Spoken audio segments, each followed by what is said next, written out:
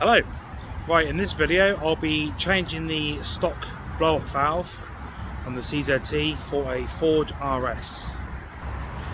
That's the original recirculation valve, the dump valve. So it's just a case of removing this clip here with a pair of pliers. There's one Jubilee clip there and one just underneath it.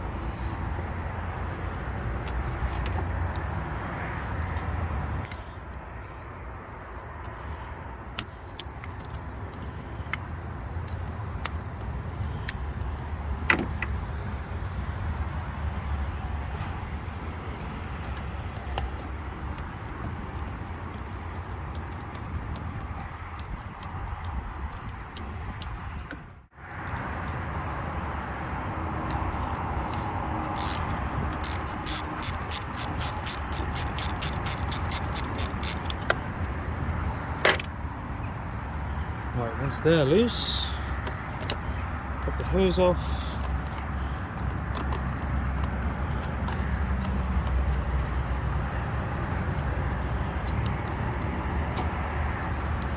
There we have it.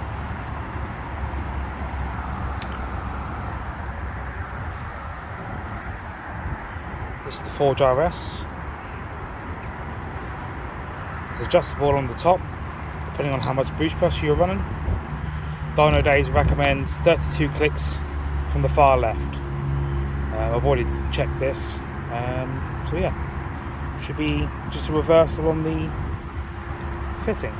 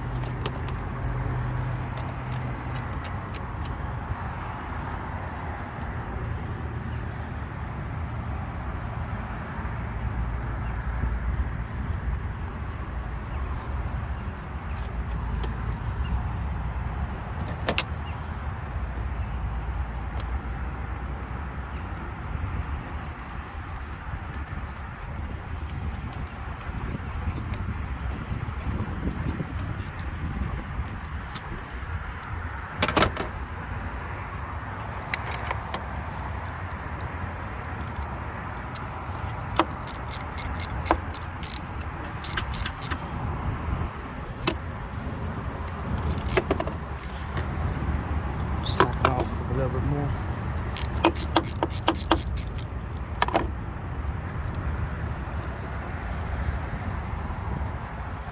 Just needs pushing down a bit more. There we go.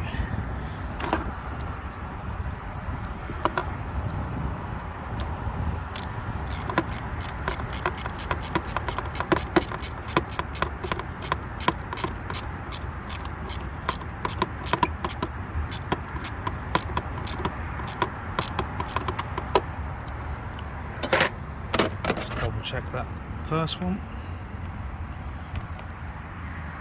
Yep.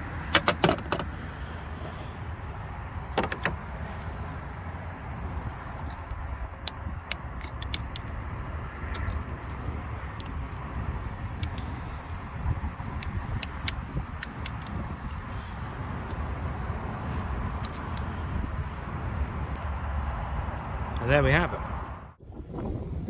Apologies for the weather. This probably chose the worst day to film and to do stuff to the car, but hey ho, here's a mess. So yeah, took a test drive after I'd done the blow-off valve fitting. As to be expected with a recirc valve, you can't really hear it. So I knew that I had to fit a cone filter so you could hear it better. So I contacted Danny at Dyno Days, and he sent me over a K&N kit, which I have promptly fitted. So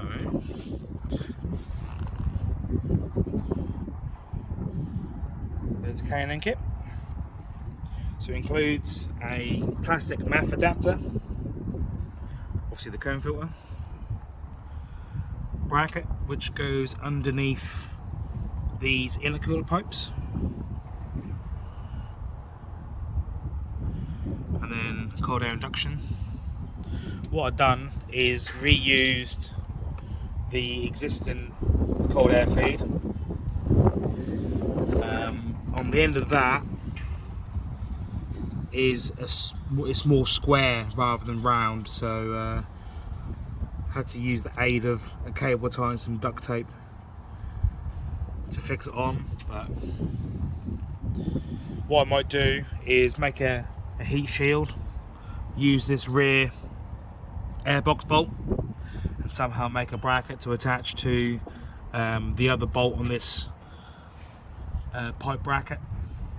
A lot of people tend to use the bottom half of the airbox. Danny did say that it's probably the most effective way for cold air feed and heat shielding. Probably is true, but to me personally it just looks like a half-assed job, like you've only half attempted to do the install. I mean, if it works, happy days, but yeah, I like making stuff, make it a little bit neater.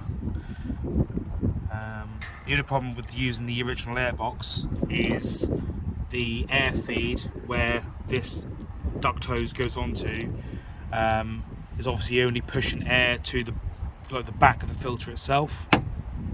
So I may need to readdress the cold air feed. Don't know quite how I'm going to do that yet, but I'll cross that bridge when it comes. So yeah, quite an easy install. I'll probably make the heat shield at some point. I don't know exactly how much heat the engine and the gearbox produces, but yeah, time will tell.